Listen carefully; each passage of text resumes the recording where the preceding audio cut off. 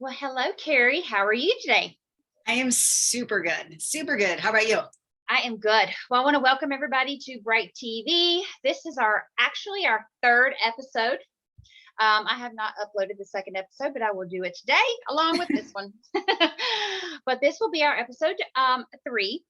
I think our last one was on options, and this one, because it's just Kari and I, we are just going to talk to you just a little bit about maybe more self-care and self-awareness type things.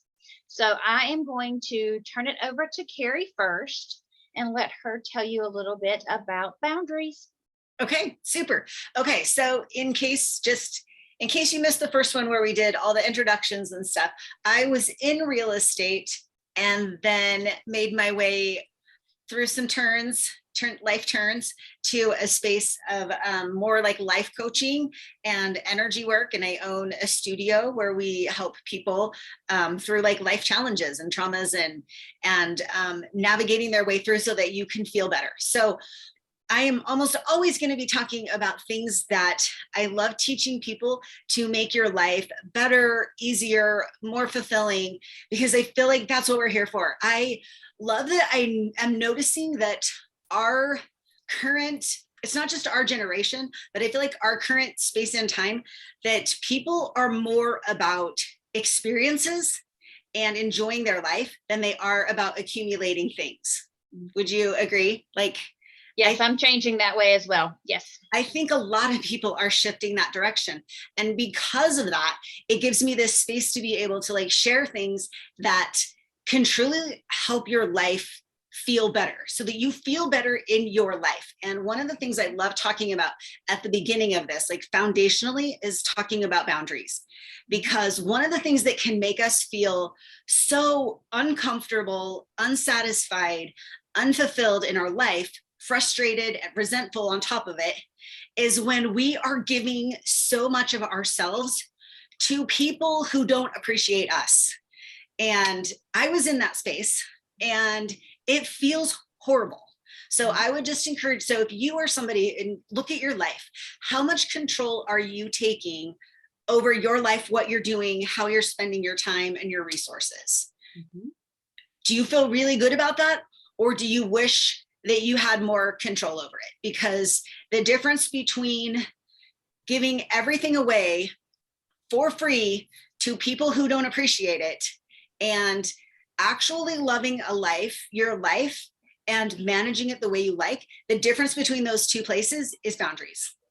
And and what's interesting is that sometimes it can feel like, well, if I set boundaries, people will be mad at me. Right. And that's okay. I want people to always know that that's okay. That anybody who's mad at you for setting boundaries is probably taking advantage of you. Exactly. Right? Mm-hmm. So setting boundaries is one of the healthiest, most productive personal development things you can do. And it can feel challenging to do this in all of your life, but I would encourage people to take one aspect of your life and look at, where do I feel like I'm constantly being taken advantage of? Where am I constantly feeling drained and exhausted? And I wish I had more control. And it can be places, it can be in your home. Is it my kids? Is it my spouse? Is it at my job? Is it the school or the church or whatever? Who am I just giving this away to? And practicing starting this a little bit at a time, and just deciding. One of the things that I think that can be the first step in this is when you are asked to do something, whether it's by your kids, by your spouse, whoever in your life, taking a pause. Mm-hmm. And we are so in the default mechanism of just saying either yes or no, mm-hmm. right? Mm-hmm. Either no, that feels yucky, that's a no, because you're asking me to buy something. And so we often are no, or we're a yes because we want to be helpful. And especially as women, we're that's what we're supposed to do, is we're supposed to give and we're supposed to be accommodating, right? We're kind of trained that way. We're not trained to think about what's best for us. I'm going to pause for a second and I'm going to let you jump in. thoughts No, so on? I totally agree. I have made a lot of changes in my life over the past 2 years, and setting boundaries for myself, setting boundaries for, and it's not even just boundaries. Sometimes it's setting expectations for myself and not allowing myself to give in to those things. For example, applying for a job. No, I do not like this. I do not want this. I don't want this. Don't give in. Don't be, I don't want to say Mhm. desperate, but don't fall back Yeah, into the yeah, thing that you didn't like to begin with just because you think you need it. So by me kind of revamping my life and regearing it, I'm so happy. I honestly can tell you, and this is not a lie in any way, shape, or form, I am the happiest I've ever been in my whole life. Um, I'm not making a ton of money at all yet, yet, yet. yet. But I will be helping my husband build a deck. Okay. There's several times I've been helping him build decks on days that I don't have a lot of real estate going on. And I'm like walking through my yard, plugging in a cord and an outlet. And I'm like, oh, this is amazing that I get to do this with my day instead of what I used to do. Just something stupid. Just, it really Yeah, can changing your whole life, giving up those things that are not good for you. yeah, Mhm. 100%. 100%. So, okay. So the first thing would be to take a pause, right? When you are stepping into or away from something, or someone's coming at you with something, pause. And you don't have to answer somebody or take something on the minute they ask you to. And I feel like we think we need to, and it feels uncomfortable to not. Mhm. And so some of the tools, some of the things, I love giving people phrases, so that this is how you get to do this. You get to do this by saying, thanks for asking me. Let me get back to you. Right. Thanks for asking. Let me check my calendar. Thank you for asking. Let me check with see what my family has going on. And Right. just giving yourself that pause, that space before you just automatically answer. And then you're sitting in your car or your house feeling super resentful and irritated that you have to do this thing that you just said yes to. Right. So think of the scenarios in your life where you feel like, I'm giving too much away and I want that back. Mhm. Because no one else is taking care of you the way you can take care of you. No one else is going to look out for your best interest except you, right? Right. We Right. do that for kids and spouses, but nobody really does that for us. It's really up to us to make sure that we are managing that. And so it's not rude. No, It's not rude.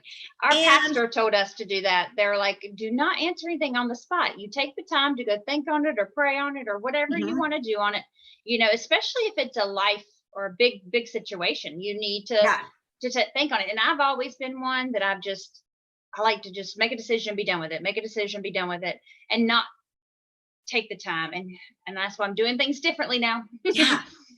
And Mhm. I love when you have some of those big decisions show up. One of the things that I love to teach people that I learned, and now I love to teach people, is when you are being given an opportunity or asked to help with something, pay attention to your body. Like, you don't just answer from a brain space or a calendar space necessarily, but pay attention to your body, because usually your body will give you cues on whether something is a yes or a no.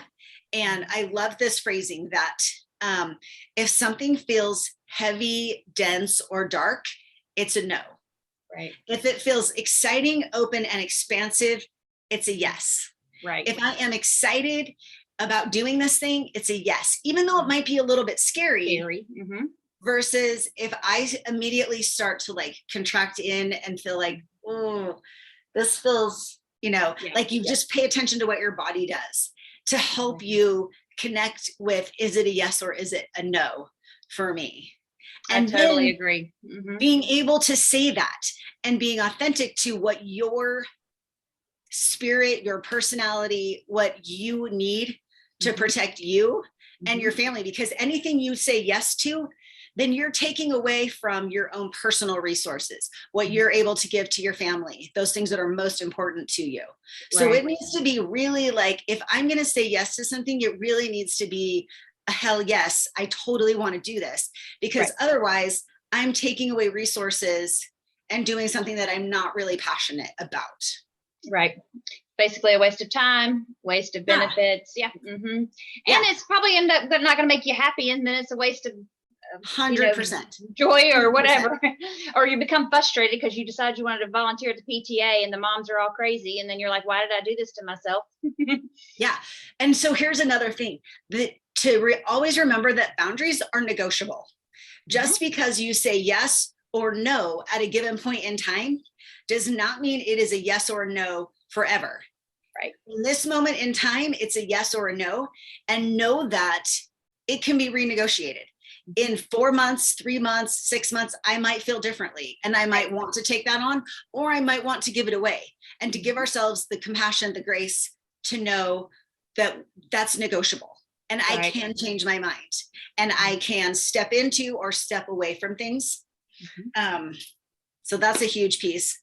The other thing that I want people to remember or know is that if you say no to something, there will absolutely be someone else who can do the job.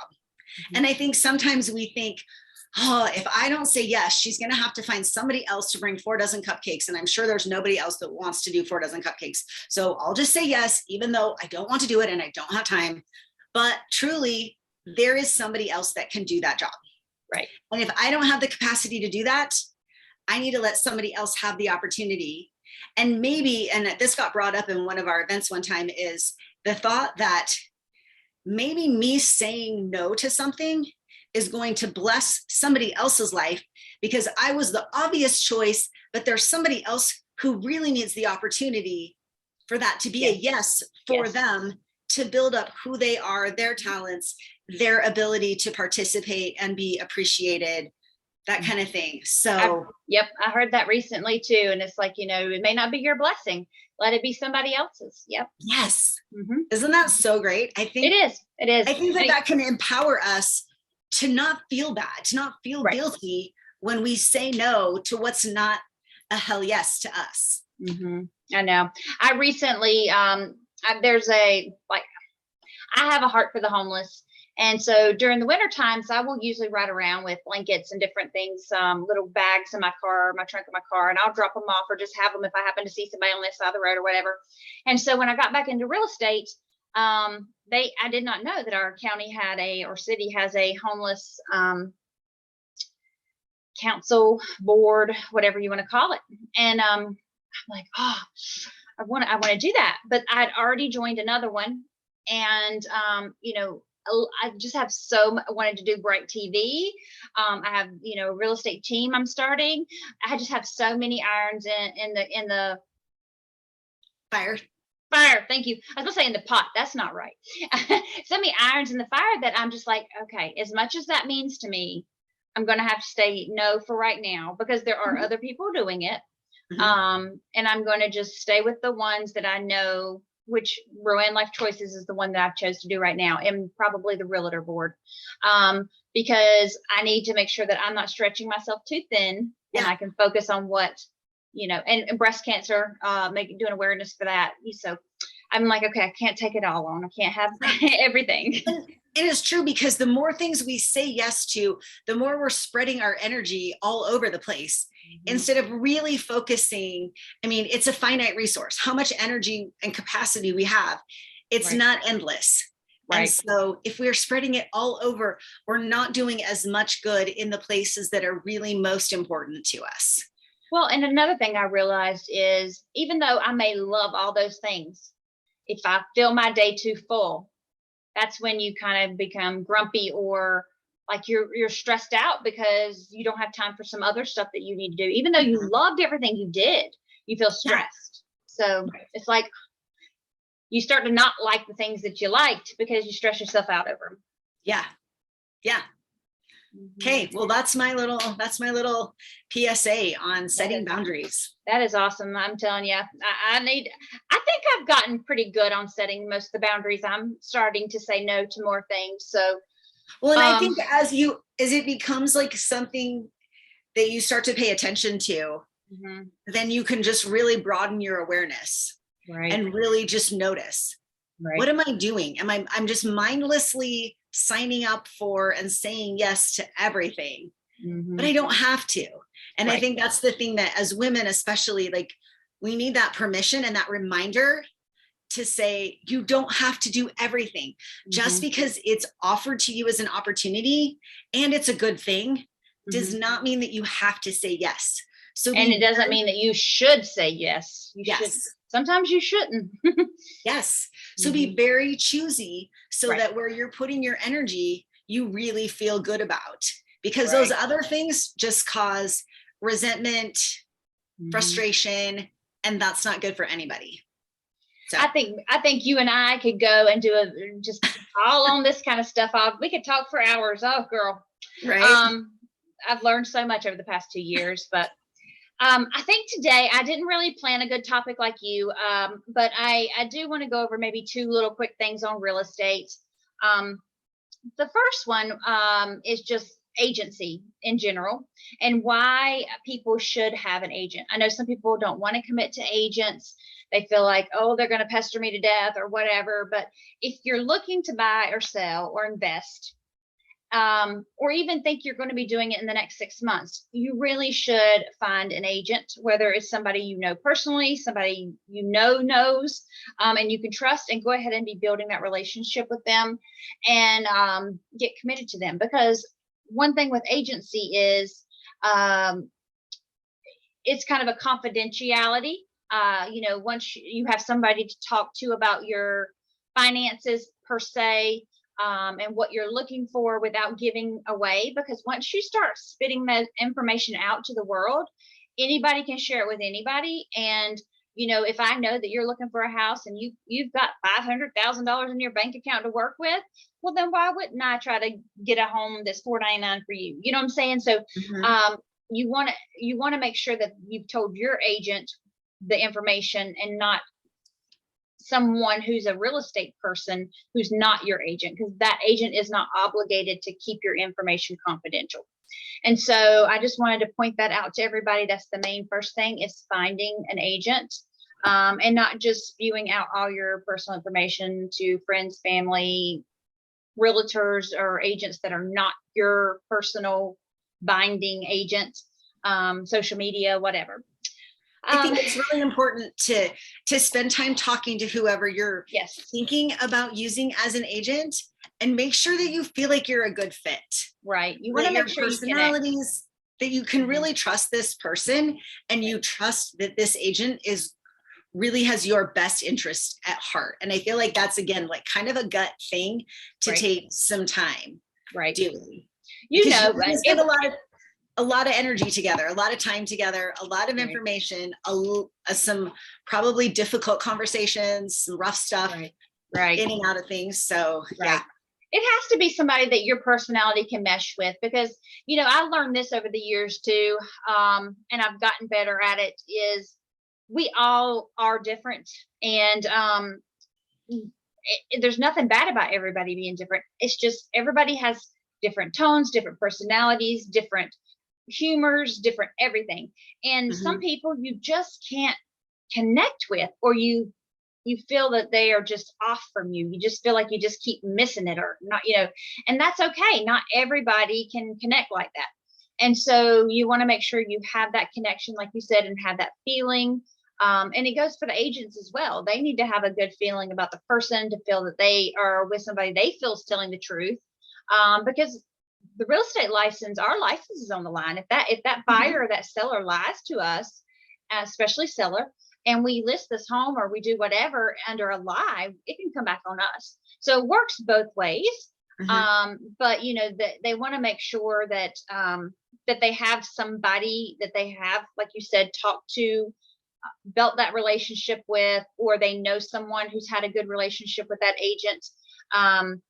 And then get committed, sign that buyer agency, you may not sign the listing agent immediately, but, or the listing agreement immediately.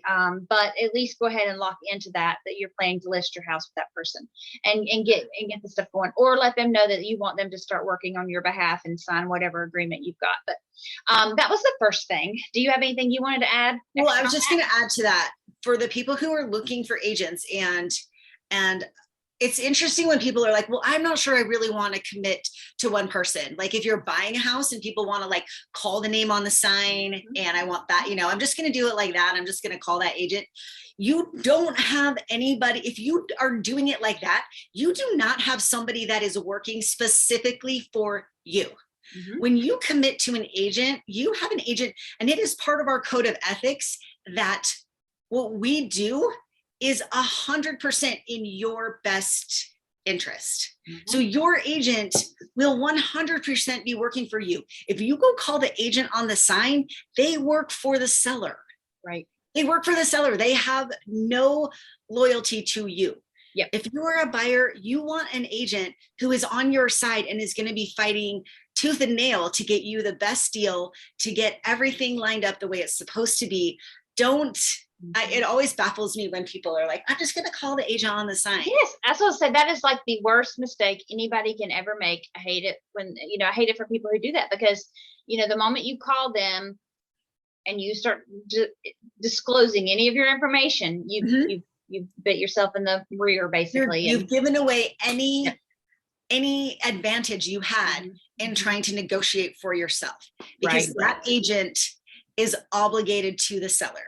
Right. Everything you just told them, she can go back, or he can go back and tell the seller. So, yep. So I wanted to make sure people really understand that and understand why it's important to lock in. And, I'll give you an example. So I had a lady who reached out to me last week, and I have started where in this market, everything is moving so fast. Homes are gone within the first weekend. If you're not already pre-qualified, you're not, you may not be able to even get the offer in time. So the new norm in our area is you get your agent, you're working with your agent, you go ahead and get pre-qualified if you're a buyer, and you have that letter already in hand. In order to do that, you also already need to have your buyer agency signed with your agent and be locked in. And, with prices of gas, with the market, with the homes flying off the market so fast here, literally they are listed on Thursday. They're under contract by that Sunday or Monday. They're just letting them go through the weekend, get as many multiple offers in, and then they pick that highest and best. And so I've started a new thing where, when I talk to them, I go over agency, and then I let them know, if you want me to start looking for you for homes, then we need to sign buyer agency.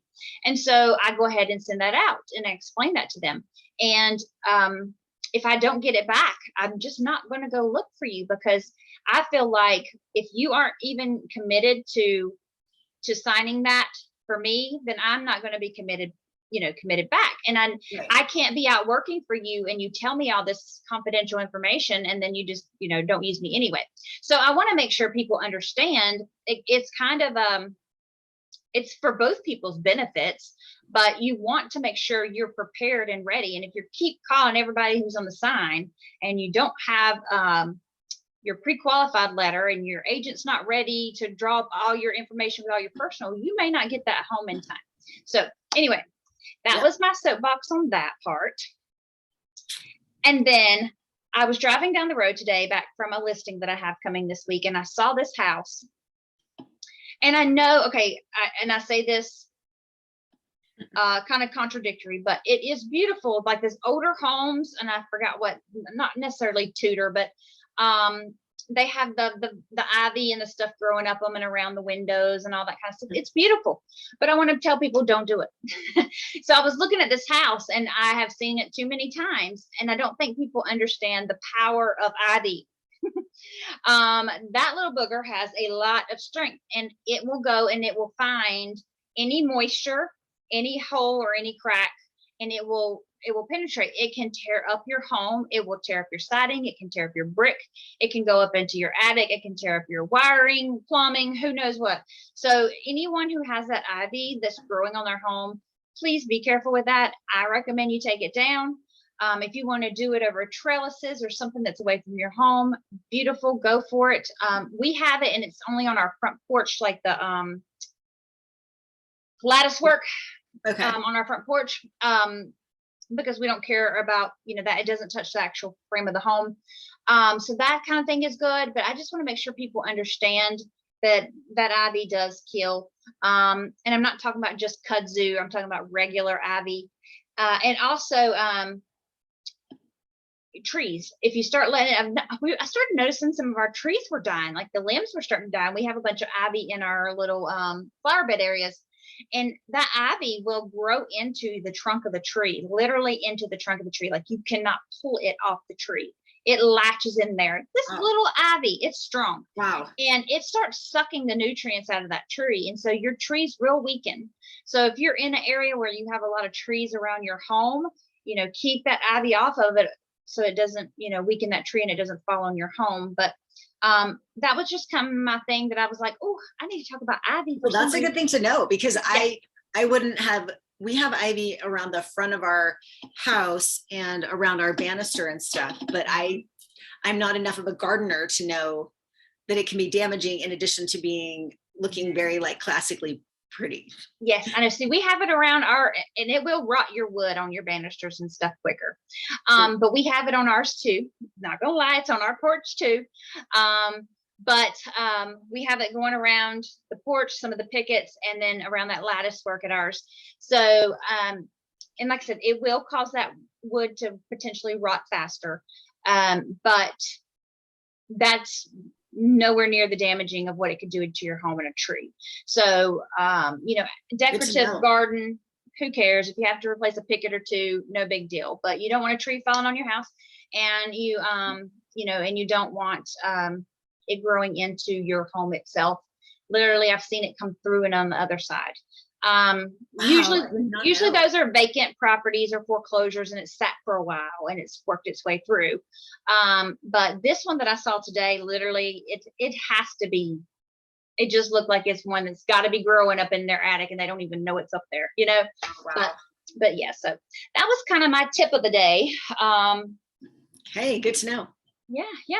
Thanks. All right. Well, I think we'll wrap this up since it's just the two of us today. And we're definitely going to have to get on that conversation of the self-healing and self-awareness type things, because that's, like I said, right up my alley as well.